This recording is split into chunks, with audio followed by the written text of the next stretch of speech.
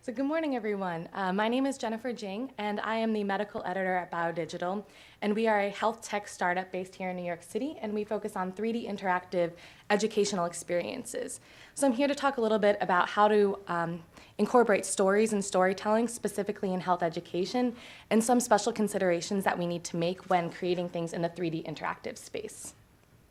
So I figured that I would begin with the beginnings of stories and storytelling. And as many of you may know, stories really emerged with the emergence of civilization. And at the very beginning, we used stories to explain the world around us and explain what we didn't know to offer a little bit of comfort to our society and to the people around us.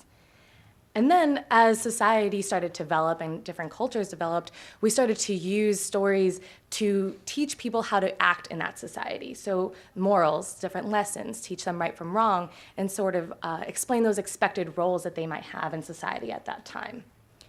And then gradually, as we began to understand a little bit more about the world around us and the world within us, we started to use stories to personify the things that we couldn't see. So some of these pop culture health educational materials like the Magic School Bus or Osmosis Jones or even House were really used to engage the audience and teach them the things that we now know and help improve education for health overall. And something that these pop culture stories and also traditional stories in general have in common is that all of these stories are, their goal is to evoke action. So whether that is a change in the way we think, a change in the way that we see the world, or a different understanding about what's going on, they all try to evoke some sort of feeling and change. And that action is especially critical in health communication, because health communication as a whole, we want to evoke some sort of change, whether that be patients are hoping to educate, or sorry, doctors are trying to educate their patients in order to help them make informed health decisions, improve medical and prescription adherence, or it's doctors trying to train their residents on how to actually complete a surgical procedure. It's all action-based in health communication. And this is really where the BioDigital Human platform comes into play. And this is something that I can demo a little bit more later on, but I want to, oops. Sorry, how do I get to the, I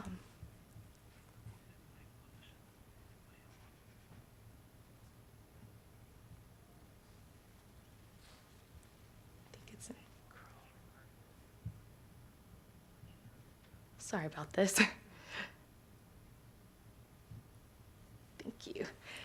So just a little quick introduction to the BioDigital Human platform. It is a free website that's available on website or on web, on mobile, and also via Android and AR, VR apps. But at the core, the BioDigital Human platform is based on a male and female anatomy.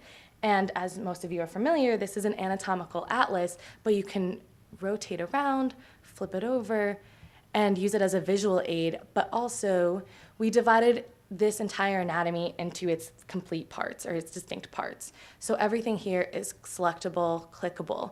And what that means is that we have tools on the side here that you can use to customize your view and really interact with the anatomy here. And that is just a very quick explanation, but basically, this entire platform poses some unique challenges to health visualization and health stories.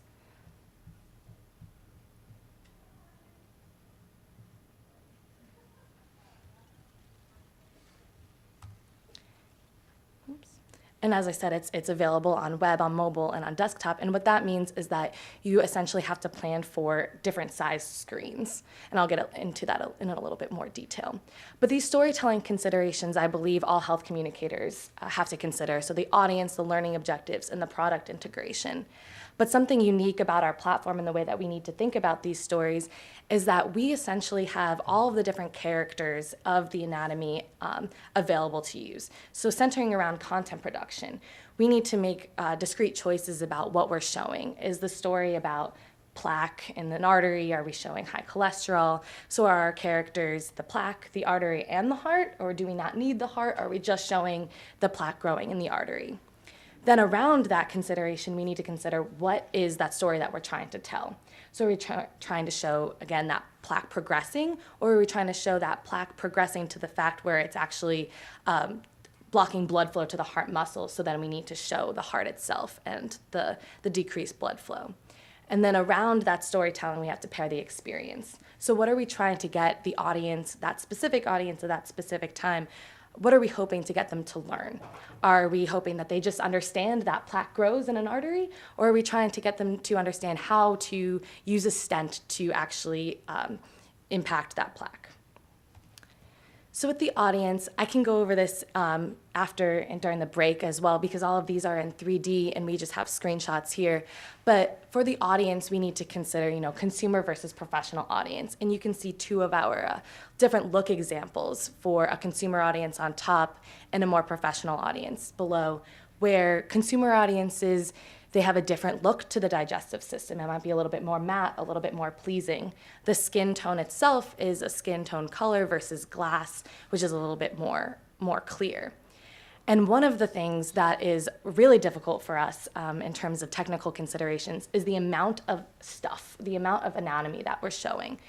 So for the consumer audience, you generally want a little bit more context. We want to have it the view zoomed out. We want to show the whole digestive system before we then zoom into each different part. But for a professional audience, as you can see down below, we're zoomed right into the large intestine. We actually have highlighted the blood supply to just the ascending and 2/3 of the transverse colon, because we're assuming that the professional audience can already orient themselves to this view.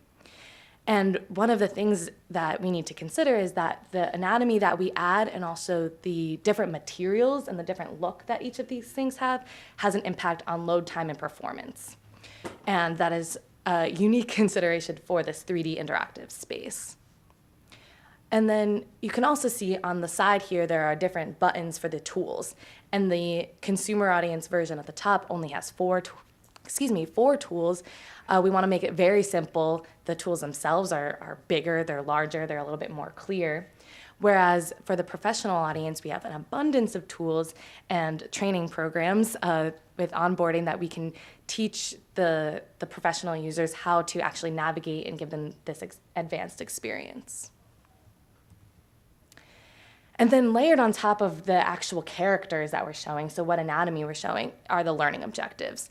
And this is something that we need to, again, weigh against how much anatomy we need to show, but are we simply just trying to get people to identify or recall information? Do they just need to know what the thyroid gland is and be able to know that it's somewhere around in the neck?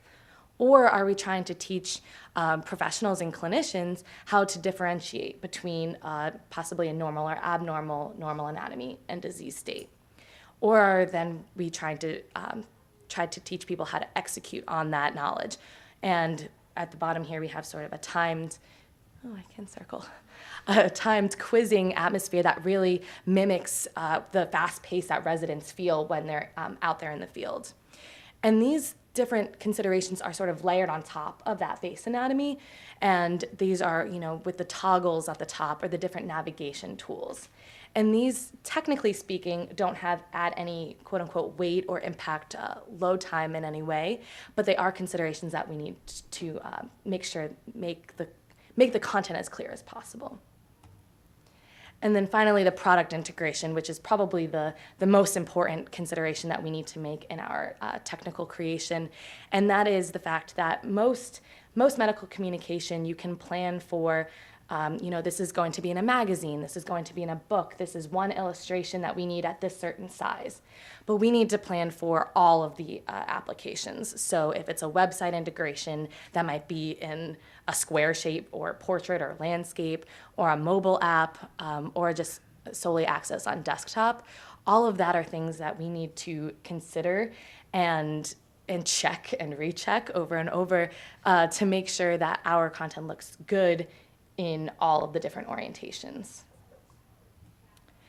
And the whole point of us making all these considerations and weighing all of these benefits and risks for each of the audience, the learning objectives, and the product is that we are trying to give the power of telling these educational stories out to the public. And so right now we're going through a phase of knowledge gathering, creating templates, and then user testing in order to make these decisions, or actually make these decisions so that you don't need to, and essentially give the power to all doctors who have a patient audience, the the tools that they need to create the perfect patient education materials, or give professionals the tools that they need to train sales reps and medical device companies, all with the goal of improving health literacy. So with that, I ask you, with all of these tools available, hopefully in the near future, how would you tell your human story? Thank you.